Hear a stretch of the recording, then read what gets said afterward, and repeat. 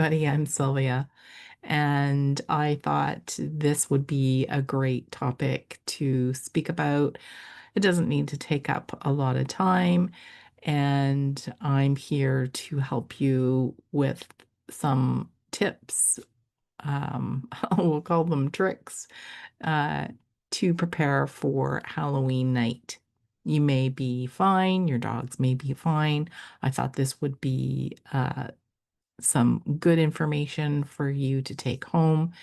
And I have been working with clients and their dogs for over 35 years. So I have lots of views on how things can work and how we can make adjustments to help our dogs feel safe and calm. And for some dogs, Halloween is easy peasy. For some dogs, Halloween, they may seem like it's really, really cool. You may live in a busy neighborhood, you may live in a quiet neighborhood, but here are some tips to prepare your dog before the spooky season. If your dog is new to you, it might be something that you want to think about so that we you can prepare. And it is nice to introduce our dogs to some concepts well before the actual situation. If there are um, things that are really new for your dog, let's look at introducing those items, costumes, masks, frequent door rings, noisy streets ahead of time. And while we can't practice Halloween per se, we can use YouTube, put them on our TV, find noisy streets, excited kids. And this is very easily done. Novel objects, you might be starting to decorate for Halloween already and exposing your dogs to these objects, making sure they know that it's no big deal. Maybe you have costumes and masks that you like to wear on Halloween when you give out your candy. Maybe you're going to a Halloween party, and this is where we want to expose our dogs to these items. We may need to break down the costumes that we are wearing so that we're not going in full costume and then all of a sudden our dogs do not know who we are. Um, so there's different ways to look at this. We can have our dogs watching us as we get dressed up in our costumes so that they understand who we are. I find what's really cool is if our dogs like to chill and hang with us while we're getting dressed, that this is a good time because if, for example, if your dog just chills in your bedroom while you're getting dressed, it's a calm space. So, we're going to be adding calmness while you're getting dressed in your costume, if that makes sense. The other thing is we can very easily create calm with the novel objects and the pumpkins. You know, if you're bringing them out, you can show them to your dog.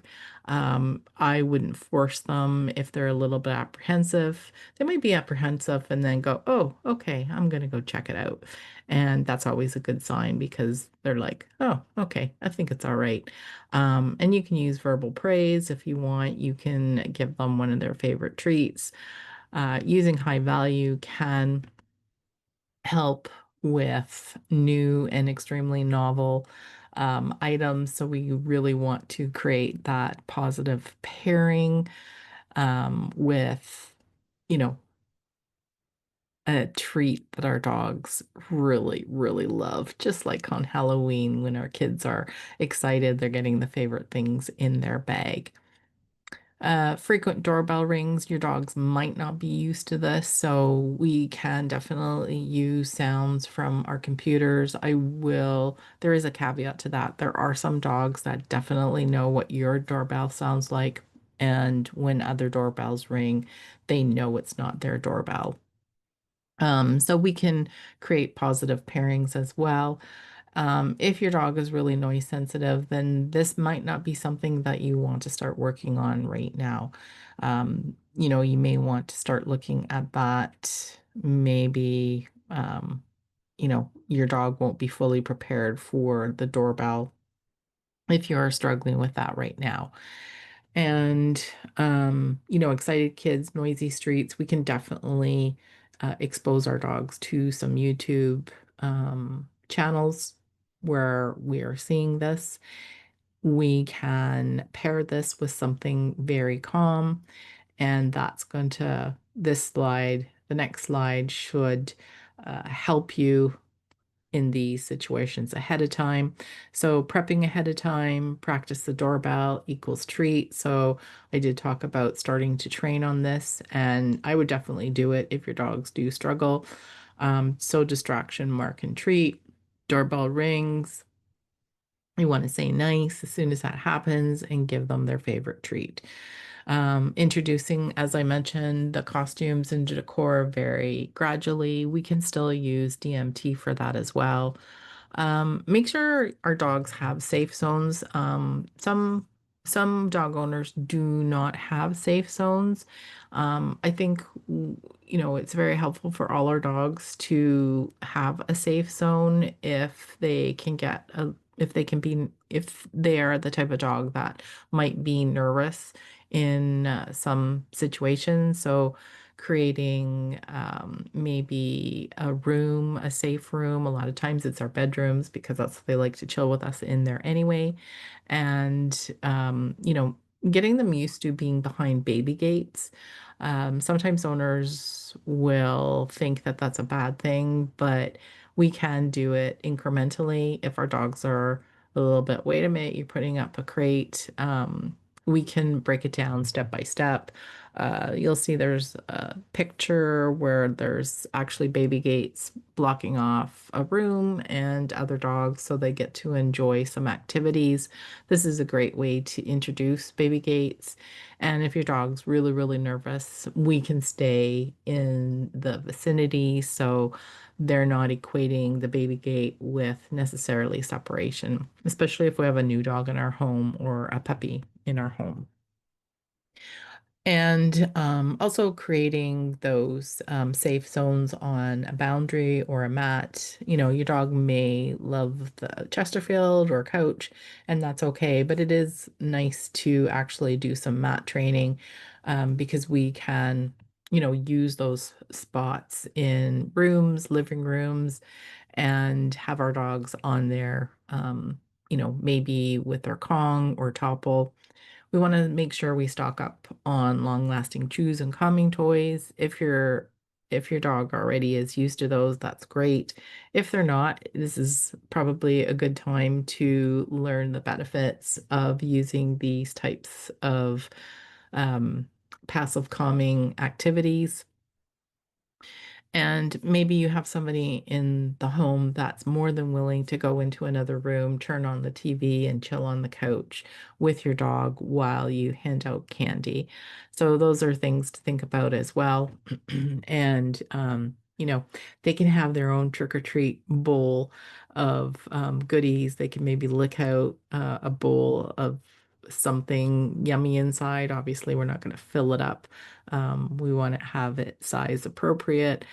And, I'm thinking just this terrier here, I would put maybe some yogurt in the container and have my dogs licking that out because they would love to do that.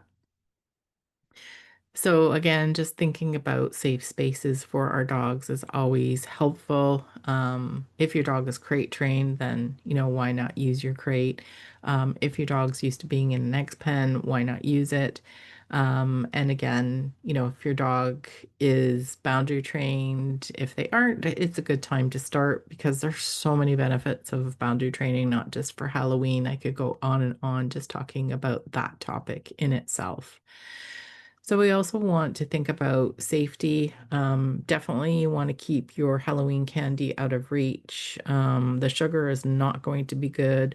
Chocolate, it's really dark chocolate that's the most dangerous. A lot of our Halloween candy chocolate is so watered down, that often it doesn't pose a danger, but still you want to be careful because we just don't know at what toxic level it takes for a dog, because every the dosing for a dog to be poisoned by chocolate is it differs for every dog.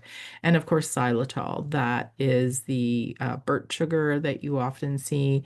That is a sugar replacement, and that is extremely dangerous for dogs. So being careful when you're getting your Halloween candy ready, where do you have it? Can your dogs reach it? Make sure maybe that it's in a container with a lid that closes firmly and is high up for your dog not to be able to um, get into. And again, reminding you about, if you put up cobwebs, glow sticks, hopefully candles can be dangerous these days, fake cobwebs, are these things maybe hazardous to your dog? And those are things to think about.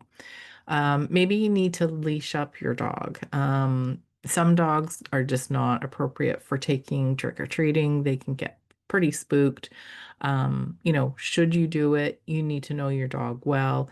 If you're unsure, you are best keeping your dog at home. Sometimes it's a good idea to even have them on a leash inside the house. So we definitely put up our baby gate. We have a raised ranch, so my husband stays on the level where the door is, and I stay up on the next level and I keep the dogs busy with chews and such. They're getting used to it now after a number of years. And, if the doorbell rings, I just drop treats on the ground for scatter feed. You notice this picture down here of the black dog picking up treats on the ground. So that's scatter feeding. And so essentially, I'm creating that positive pairing every time kids are ringing the door. They shouldn't, but I'm seeing a lot of kids ring the doorbell instead of saying trick or treat, or where I grew up, we said Halloween apples, but get the different activities ready. Can be lick mats, save your dog's calories for trick-or-treating time, so that they're not getting too much. You don't want them to get sick, but options on the night are calming activities like topples, snuffle mats, Kongs, scatter feeding. You can play find it instead of answering the door. So one person maybe can be in another part of the room and playing some find it activities. You can put white noise. We typically have the television on in the evening anyway, so that is definitely going to be on. And again, if somebody can go into the next room and chill with your dog and put the TV on, then that's great. Or maybe some music. You do kind of want to use sounds that your dog is used to, because you're playing, if you turn the television on and it's not typically on in your household, then that's another thing for your dog to pay attention to.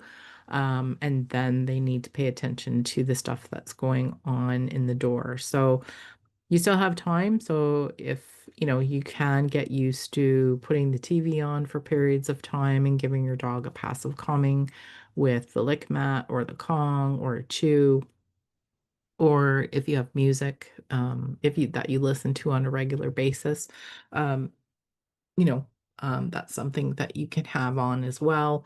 Um, you know, if you want to skip the doorbell, some people disconnect them, or they might just put the treat bowl outside the door so kids don't have to ring the doorbell if that is a real problem. So, the picture up in the left corner is just an activity center where the dog has to find treats in the little basket with balls. There's some lick mats on there and some snuffle mats as well. So just to give you some ideas.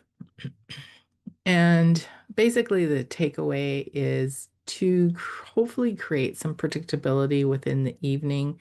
At first, it might be a little bit like, oh my God, what's going on? Also being prepared. So we definitely are prepared with our chews, and I make sure that I'm using some of my dog's calories for the evening as well. And because we really want to help our dogs feel safe so everyone enjoys Halloween, the predictability essentially comes throughout the evening when just the way we're presenting ourselves and not getting excited. If, I try and stay calm when I'm hanging out with the dogs and my husband's at the door and, looking at all the kids' costumes, which can be really, really cool. So the dogs have to get used to my husband speaking to people at the door, which they are. We've prepared them for that. Some guardians don't get a lot of visitors, so our dogs may not be used to us standing at the door and talking to people. You can actually practice a little bit of going to the door and just opening it and pretending you're talking to somebody, and being a crazy person. And, so that way your dog has seen that picture before. Um, so there's lots of ideas. Some of you might have dogs that do just fine, and it depends on how busy a household. If you've got kids, your dogs are probably used to dress up and busyness and such.